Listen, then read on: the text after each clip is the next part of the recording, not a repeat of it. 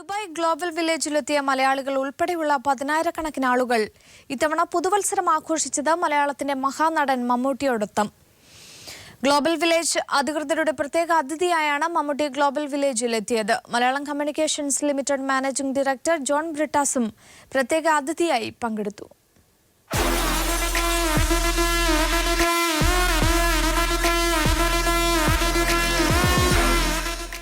Dubai global വില്ലേജിലെത്തിയ വിവിധ രാജ്യക്കാരായ പതിനായിരക്കണക്കിന് പേരെ ആവേശത്തിലാഴ്ത്തിയാണ് മലയാളികളുടെ സ്വകാര്യ അഹങ്കാരം മമ്മൂട്ടി വേദിയിലെത്തിയത്. 2 മണിക്കൂർ നീളുന്ന സ്റ്റേജ് ഷോയിൽ മലയാളത്തിന്റെ സ്വന്തം മമ്മൂട്ടി പ്രത്യേക അതിഥിയായിരുന്നു.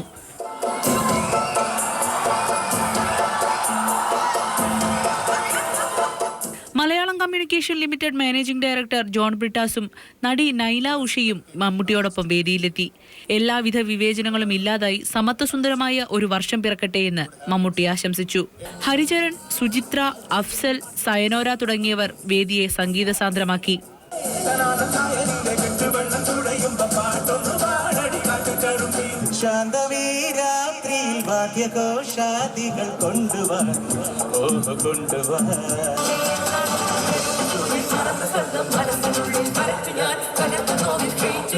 കരിമരുന്ന് പ്രയോഗവും നൃത്തനിശയും ഗ്ലോബൽ വില്ലേജിലെ പുതുവത്സര രാവിനെ വേറിട്ട അനുഭവമാക്കി മാറ്റി.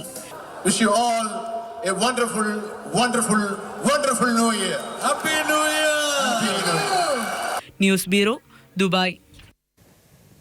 സബ്സിഡിയുള്ള പാചകവാതക സിലിണ്ടറുകൾക്ക് വില കൂട്ടി. 49 രൂപ 50 പൈസയാണ് കൂട്ടിയത്. 673 രൂപ 50 പൈസയാണ് പുതുക്കിയ വില. 17 കോടിയോളം വരുന്ന ഗ്യാസ് ഉപഭോക്താക്കളെ വെട്ടിലാക്കി പുതുവർഷ ദിനത്തിൽ പാചകവാതക സിലിണ്ടർ വിലയിൽ വൻ വർധനവാണുണ്ടായത്. സബ്സിഡിയില്ലാത്ത 14.2 കിലോഗ്രാമിന്റെ പാചകവാതക സിലിണ്ടറുകൾക്ക് 49.5 രൂപ വർദ്ധിപ്പിച്ചു. 673.5 രൂപയായി നിലവിലെ പാചകവാതക സിലിണ്ടർ വില ഇതോടെ ഉയർന്നു. വാണിജ്യോപയോഗത്തിനുള്ള സിലിണ്ടർ വില 79 രൂപ വർദ്ധിപ്പിച്ചു. 1278 രൂപയായി പുതിയ വില. അസംസ്കൃത എണ്ണയുടെ നിർമ്മാണത്തിലുണ്ടായ വില വ്യത്യാസം താങ്ങാനാവുന്നതല്ലെന്നും സിലിണ്ടർ വിലവർധനയല്ലാതെ മറ്റു മാർഗങ്ങളില്ലെന്നും എണ്ണ കമ്പനികൾ കേന്ദ്ര സർക്കാരിനെ ധരിപ്പിച്ചിരുന്നു. 15 ദിവസം മുമ്പ് സബ്സിഡിയില്ലാത്ത സിലിണ്ടറുകൾക്ക് 60 രൂപ വർദ്ധിപ്പിച്ചിരുന്നു. ഇതിന് പിന്നാലെയാണ് സബ്സിഡിയുള്ള സിലിണ്ടറുകൾക്കും വൻ വർധന പുതുവർഷത്തിൽ നടപ്പാക്കിയത്. വർഷം 10 ലക്ഷത്തിന് മുകളിൽ നികുതി അടയ്ക്കുന്നവർക്ക് ഗ്യാസ് സബ്സിഡിയില്ലെന്ന് കേന്ദ്ര സർക്കാർ വ്യക്തമാക്കിയതിന് പിന്നാലെയാണ് ക്രൂഡ് ഓയിൽ വില കുത്തനെ ഇടിയുമ്പോഴും ജനങ്ങളുടെ അടുക്കളയിലേക്ക് കേന്ദ്ര സർക്കാരിന്റെ പുതുവർഷ ഇരുട്ടടി. News bureau, Delhi. കമ്മ്യൂണിസ്റ്റുകളും സോഷ്യലിസ്റ്റുകളും തമ്മിൽ വിയോജിപ്പിന്റെ മേഖലകൾ ഉണ്ടെങ്കിലും ഒരുമിച്ച് പ്രവർത്തിക്കുന്നതിന് തടസ്സങ്ങളില്ലെന്ന് CPM പൊളിറ്റ് ബ്യൂറോ അംഗം പിണറായി വിജയൻ. ഇരുൾ പറക്കുന്ന കാലത്ത് ഒരുമിച്ച് പ്രവർത്തിക്കാനുള്ള സമയമായെന്നും അദ്ദേഹം പറഞ്ഞു. ചെറിയ കാര്യങ്ങളിൽ മതിൽക്കെട്ടുകൾ ആവശ്യമില്ലെന്നും അഭിപ്രായ വ്യത്യാസങ്ങൾ നിലനിർത്തിക്കൊണ്ട് തന്നെ ഒരുമിച്ച് പ്രവർത്തിക്കാൻ കഴിയുമെന്നും MP വീരേന്ദ്രകുമാറും പറഞ്ഞു. തിരുവനന്തപുരത്ത് MP വീരേന്ദ്രകുമാർ രചിച്ച പുസ്തകം ഇരുൾ പറക്കുന്ന കാലത്തിന്റെ പ്രകാശന ചടങ്ങിൽ സംസാരിക്കുകയായിരുന്നു ഇരുവരും. താനും വീരേന്ദ്രകുമാറും ശത്രുക്കളാണ് എന്ന നിലയിലാണ് മാധ്യമങ്ങൾ കാണുന്നത്. അതുകൊണ്ടാണ് പുസ്തക പ്രകാശനത്തിന് ഇത്ര പ്രാധാന്യം ലഭിച്ചതെന്നും പിണറായി വിജയൻ പറഞ്ഞു. ഞങ്ങൾ തമ്മിൽ ശത്രുതയിലല്ല, പരസ്പര ബഹുമാനത്തിലാണെന്നും പിണറായി പറഞ്ഞു. രാഷ്ട്രീയമായ വിയോജിപ്പാണ് തങ്ങൾ തമ്മിലുള്ളതെന്നും പിണറായി വിജയൻ ചൂണ്ടിക്കാട്ടി. മതനിരപേക്ഷതയ്ക്ക് നേരെ ഭീഷണി ഉയർന്ന കാലത്ത് ഇടതുപക്ഷ പ്രസ്ഥാനങ്ങൾ ഒരുമിച്ച് നിൽക്കേണ്ട സാഹചര്യം അനിവാര്യമാണെന്ന് പിണറായി പറഞ്ഞു. ശ്രീ വീരേന്ദ്രകുമാറിനോട് എനിക്ക് വ്യക്തിപരമായി ഒരുവിധ ശത്രുതയുമില്ല എന്നത് ആദ്യമേ തന്നെ വ്യക്തമാക്കട്ടെ. അദ്ദേഹത്തിന് എന്നോടും അങ്ങനെ തന്നെയാണ് എന്നതാണ് എൻ്റെ ഉറച്ച ധാരണ. വിയോജിപ്പുണ്ട്, അത് വ്യക്തിപരമല്ല, രാഷ്ട്രീയത്തിലുള്ളതാണ്. നാളെ ഒരുമിച്ച് നിന്ന് പൊരുതുന്നതിന് ഇതൊന്നും ഒരു തടസ്സവുമല്ല. താനും പിണറായിയും തമ്മിൽ ശത്രുതയില്ലെന്ന് MP വീരേന്ദ്രകുമാറും പറഞ്ഞു. ചെറിയ കാര്യങ്ങളിൽ മതിൽക്കെട്ടുകൾ ആവശ്യമില്ലെന്നും അഭിപ്രായ വ്യത്യാസങ്ങൾ നിലനിർത്തി പുരോഗമന പ്രസ്ഥാനങ്ങൾക്ക് പ്രവർത്തിക്കാൻ കഴിയുമെന്നും വീരേന്ദ്രകുമാർ പറഞ്ഞു. സഖാവ് പിണറായി വിജയൻ ഞങ്ങൾ വ്യക്തിപരമായി ഞങ്ങൾക്ക് എന്ത് ബഹുമാനമേ ഉള്ളൂ. രാഷ്ട്രീയമായി അഭിപ്രായ വ്യത്യാസങ്ങൾ പറഞ്ഞിട്ടുണ്ടാവുക. മോദി ഉയർത്തുന്ന വെല്ലുവിളി, സംഘ് പരിവാർ ഉയർത്തുന്ന വെല്ലുവിളി, അതിനെതിരായി നിങ്ങളുടെ ശബ്ദം ശ്രദ്ധിക്കപ്പെടുന്നുണ്ട് എന്നാണ് എൻ്റെ അഭിപ്രായമുള്ളത്. ശ്രദ്ധിക്കപ്പെടണം. മതഭീകരതയ്ക്കെതിരെ വീരേന്ദ്രകുമാർ രചിച്ച പുസ്തകം ഇരുൾ പരക്കുന്ന കാലം പിണറായി വിജയൻ പ്രകാശനം ചെയ്തു. പ്രമുഖ മാധ്യമപ്രവർത്തകൻ MG രാധാകൃഷ്ണൻ ഏറ്റുവാങ്ങി. ചിന്താ പബ്ലിക്കേഷൻസാണ് പുസ്തകം പ്രസിദ്ധീകരിക്കുന്നത്. News bureau, Thiruvananthapuram.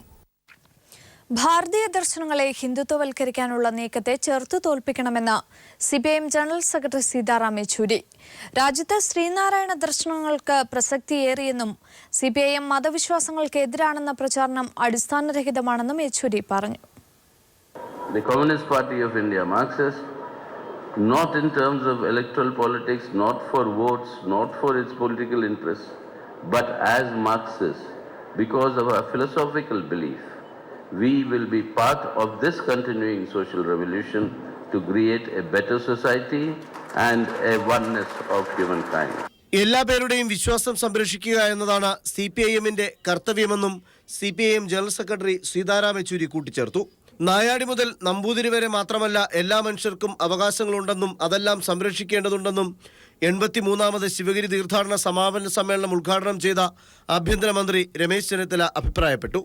സ്വാമി പ്രകാശാനന്ദ, സ്വാമി ഹൃദംബരാനന്ദ, MLA-മാരായ വർക്കല കഹാർ, B. ശിവൻകുട്ടി, B. സത്യൻ തുടങ്ങിയവരും ചടങ്ങിൽ സംബന്ധിച്ചു. News bureau, Thiruvananthapuram. തെരഞ്ഞെടുപ്പിൽ ആര് പാർട്ടിയെ നയിക്കുമെന്ന് സംസ്ഥാന ഘടകം തീരുമാനിക്കുമെന്ന് CPIM general secretary Sitaram Yechury. പ്ലീനത്തിനു ശേഷം പാർട്ടിയിൽ ഗുണപരമായ മാറ്റമുണ്ടാകുമെന്നും അദ്ദേഹം വ്യക്തമാക്കി. Well, first of all, the plenum report and resolution will be discussed by the Kerala Party State Committee. On that basis, they will they'll make the necessary suggestions. And then the changes, if necessary, will be made. Otherwise, surely before elections, you will see many positive changes of strengthening the party organization. No, this was a plenum about organizational matters. Election tactics, all these other issues, these are not issues that was on the agenda. No. You'll know when the time comes. You'll know. Why the anxiety? You'll know definitely when the time.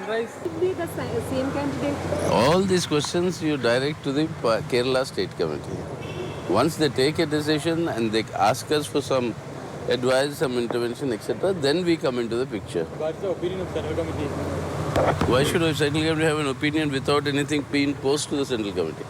Only 2 more months. Yeah, let it be posed. I'll come. BJPക്കെതിരെ NSSനെ Kavya പുതുപ്പിക്കാൻ ശ്രമിക്കേണ്ടെന്ന് Sukumaran Nair. NSSനെ തകർക്കാൻ ശ്രമിക്കുന്നത് ചില ഞാഞ്ഞൂലുകളാണെന്നും സുകുമാരൻ നായർ പറഞ്ഞു. പെരുന്നയിൽ മന്നം ജയന്തി ആഘോഷത്തിൽ സംസാരിക്കുകയായിരുന്നു അദ്ദേഹം. ഞാനൊരു പച്ചയ്ക്ക് പറയാം, ഞാൻ ഇവിടുത്തെ UDFന്റെ ആളുകൾ NSSനെ സമീപിക്കുന്നത് NSSൽ പ്രവർത്തിക്കുന്ന അവരുടെ കൂട്ടത്തിലുണ്ടെങ്കിൽ അവർക്ക് NSSൽ പ്രവർത്തിക്കുവാനുള്ള അനുമതി കൊടുത്തിട്ടുണ്ട്. NSS അവർക്കും കൊടുത്തിട്ടുണ്ട്.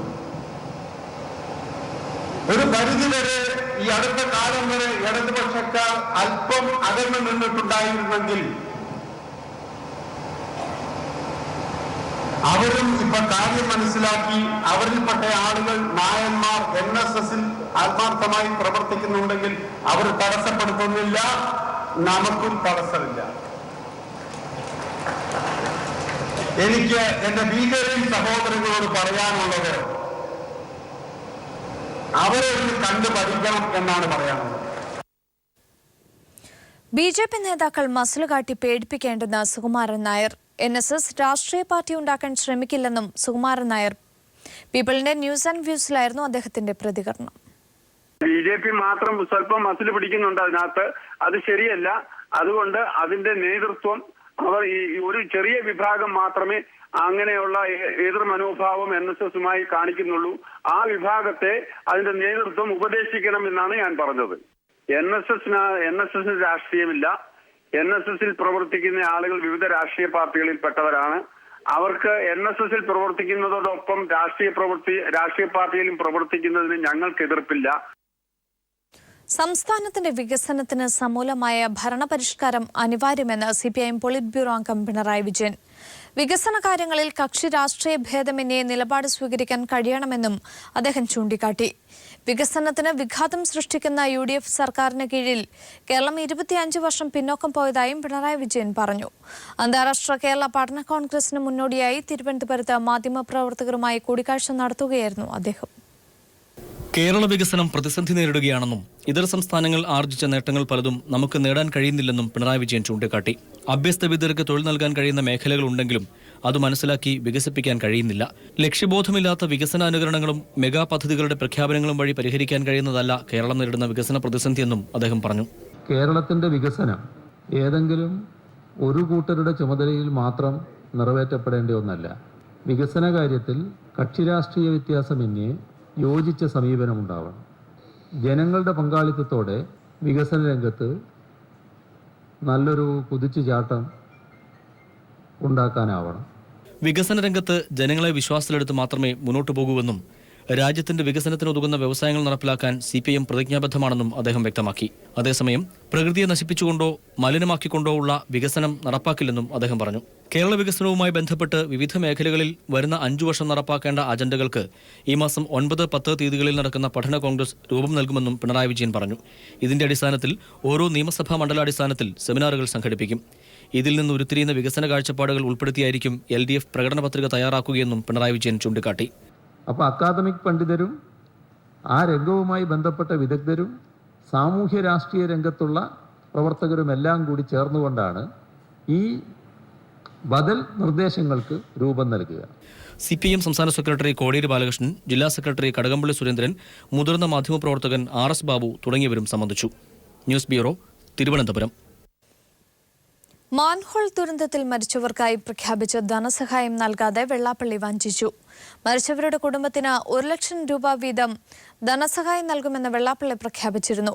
വെള്ളാപ്പള്ളി നൌഷാദിനെ അവഹേളിച്ചത് പ്രതിഷേധത്തിനും ഇടയാക്കിയിരുന്നു. ഇതിൽ നിന്നും രക്ഷപ്പെടാനായിരുന്നു വെള്ളാപ്പള്ളിയുടെ പ്രഖ്യാപനം.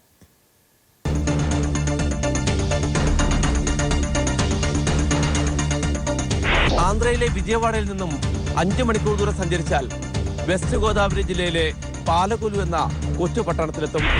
കോഴിക്കോട്ടെ മാൻഹോൾ ദുരന്തത്തിൽ മരിച്ച ഭാസ്കർ റാവുവിന്റെയും നരസിംഹമൂർത്തിയുടെയും കുടുംബങ്ങൾ താമസിക്കുന്നത് അവിടെയാണ്. ആ കുടുംബങ്ങളുടെ സ്ഥിതി നേരിൽ കണ്ട് മനസ്സിലാക്കാനാണ് ഞങ്ങൾ പാലകൊലുവിലേക്ക് പോകുന്നത്.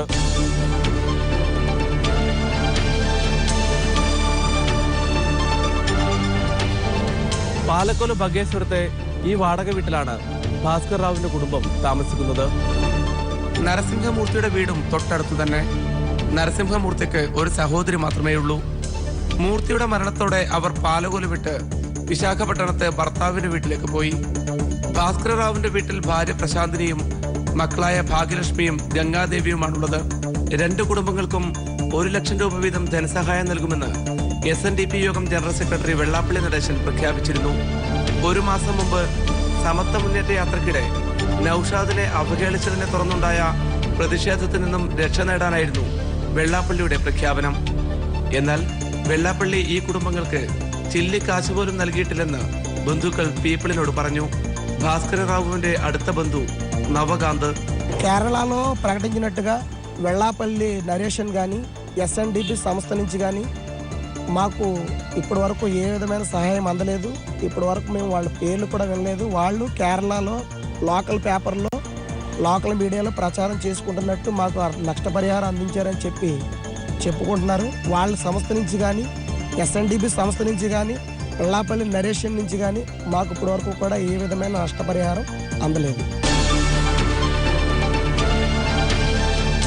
നരസിംഹമൂർത്തിയുടെ ബന്ധുക്കളെ ബന്ധപ്പെട്ടപ്പോഴും ഇതേ പ്രതികരണം തന്നെയായിരുന്നു. മാധ്യമ ശ്രദ്ധ ലഭിക്കാൻ വേണ്ടി ധനസഹായ പ്രഖ്യാപനം നടത്തിയ വെള്ളാപ്പള്ളി നടേശൻ അക്ഷരാർത്ഥത്തിൽ ഈ പാവങ്ങളെ വഞ്ചിക്കുകയാണ് ചെയ്തത്. പാലക്കൊലുവിൽ നിന്നും ക്യാമറമാൻ അനിൽ കല്യാശ്ശേരിക്കൊപ്പം PV കുട്ടൻ. വെള്ളാപ്പള്ളിക്കെതിരായ നിലപാടിനെ മതനിരപേക്ഷ കക്ഷികൾ പിന്തുണ നൽകിയെന്ന് പിണറായി വിജയൻ. തിരുവനന്തപുരത്ത് മാധ്യമങ്ങളോട് സംസാരിക്കുകയായിരുന്നു അദ്ദേഹം. കുടിവെള്ള വിഷയത്തിൽ സർക്കാരിന്റേത് കുറ്റകരമായ അനാസ്ഥയെന്ന് പിണറായി. അരുവിക്കര ഡാം ശുചീകരിക്കാൻ അടിയന്തര നടപടി സ്വീകരിക്കണമെന്നും പിണറായി വിജയൻ പറഞ്ഞു. അരുവിക്കര റിസർവോയർ സന്ദർശിച്ച് സംസാരിക്കുകയായിരുന്നു അദ്ദേഹം. തിരുവനന്തപുരം നഗരത്തിലേക്ക് കുടിവെള്ളം എത്തുന്നത് അരുവിക്കര ഡാമിൽ നിന്നാണ്. ഡാമിലെ മാലിന്യം നീക്കം ചെയ്യണമെന്നാവശ്യപ്പെട്ട പ്രദേശവാസികൾ ജലസംരക്ഷണ സമിതി രൂപീകരിച്ച സമരത്തിലാണ്. ജലസംരക്ഷണ സമിതി പ്രവർത്തകർക്കൊപ്പമാണ് പിണറായി വിജയൻ ഡാം സന്ദർശിച്ചത്. കുടിവെള്ളം ശുദ്ധീകരിക്കുന്നതിൽ കുറ്റകരമായ അനാസ്ഥ കാണിക്കുന്നുവെന്ന് പിണറായി പറഞ്ഞു. പൊതുജനങ്ങളുടെ ആരോഗ്യത്തിൽ എത്രമാത്രം കുറ്റകരമായ അനാസ്ഥയാണ് സർക്കാരിനുള്ളത് എന്നതാണ് ഇവിടെ ദൃശ്യമാകുന്നത്. സാധാരണ വെള്ളം ശുദ്ധീകരിക്കാൻ വേണ്ടി 5 നടപടിക്രമങ്ങൾ സ്വീകരിക്കാറുണ്ട്. ഈ 5-ൽ 1 പോലും സ്വീകരിക്കാതെയാണ്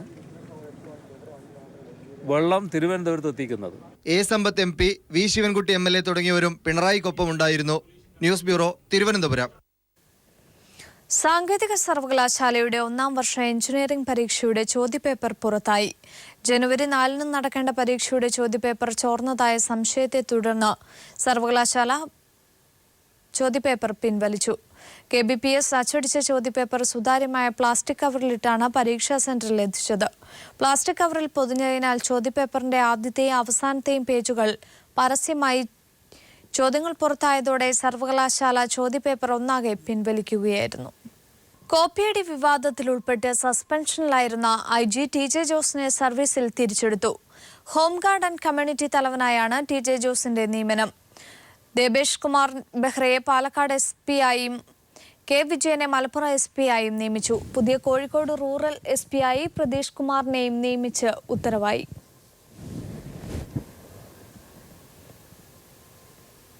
സിയാപ്റ്റ് MD സജിത് വിജയരാഘവനെ സസ്പെൻഡ് ചെയ്തു. പാഠപുസ്തക അച്ചടിയിൽ അഴിമതി നടത്തിയതിനാലാണ് നടപടി. ആഭ്യന്തരമന്ത്രി നേരിട്ടാണ് സസ്പെൻഡ് ചെയ്തത്.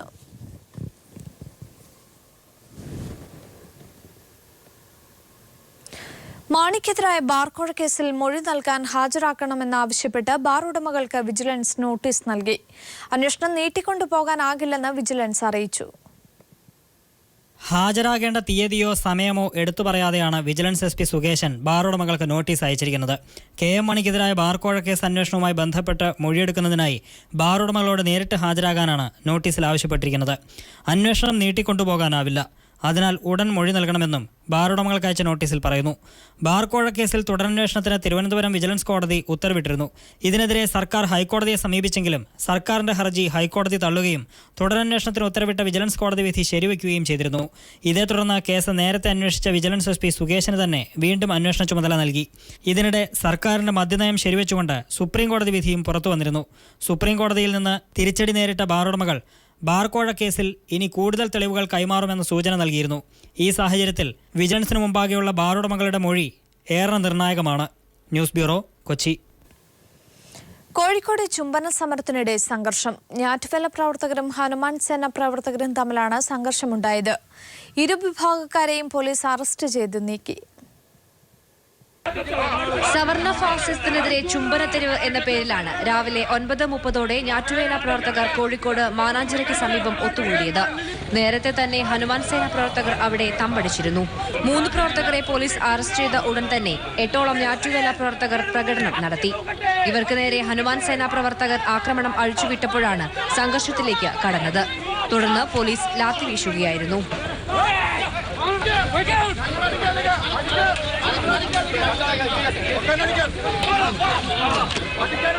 മനുവാദ സദാചാരത്തിന്റെ അടിവേര് അറക്കുക, സവർണ ഫാസിസത്തിനെതിരെ ഒരുമിക്കുക തുടങ്ങിയ മുദ്രാവാക്യങ്ങൾ വിളിച്ചായിരുന്നു ഞാറ്റുവേല പ്രവർത്തകർ ഒത്തുചേർന്നത്.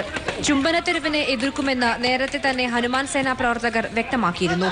പോലീസിന്റെ ലാത്തിചാർജിൽ നിരവധി പ്രവർത്തകർക്ക് പരിക്കേറ്റു. പ്രവർത്തകരെ പോലീസ് അറസ്റ്റ് ചെയ്ത് നീക്കിയപ്പോഴാണ് സംഘർഷം അവസാനിച്ചത്. News bureau, Kozhikode. ശരണമന്ത്രങ്ങളാൽ മുഖരിതമായ അന്തരീക്ഷത്തിൽ ശബരിമലയിൽ പുതുവത്സരാഘോഷം. മാധ്യമപ്രവർത്തകരും ദ്രുതകർമ്മ സേനാംഗങ്ങളുമാണ് സന്നിധാനത്ത് പുതുവർഷ പിറവി ആഘോഷിച്ചത്. തീർത്ഥാടകരും ആഘോഷങ്ങളിൽ പങ്കുചേർന്നു. ലോകമെങ്ങും പുതുവത്സരാഘോഷങ്ങൾ നടക്കുമ്പോൾ ശബരിമലയ്ക്കും അതിൽ നിന്നും മാറി നിൽക്കാനാവില്ല. ഭക്തിസാന്ദ്രമായ അന്തരീക്ഷത്തിൽ സന്നിധാനത്തും പുതുവത്സര പിറവി ആഘോഷിച്ചു. ശരണമന്ത്രങ്ങളാൽ മുഖരിതമായ അയ്യപ്പ സന്നിധിയിൽ ലളിതമായായിരുന്നു പുതുവത്സരാഘോഷങ്ങൾ. 18-ാം പടിക്ക് മുന്നിൽ ഒത്തുകൂടിയ സന്നിധാനത്തെ മാധ്യമപ്രവർത്തകർ കർപ്പൂര ദീപപ്രഭയൊരുക്കിയാണ് പുതുവർഷത്തെ വരവേറ്റത്.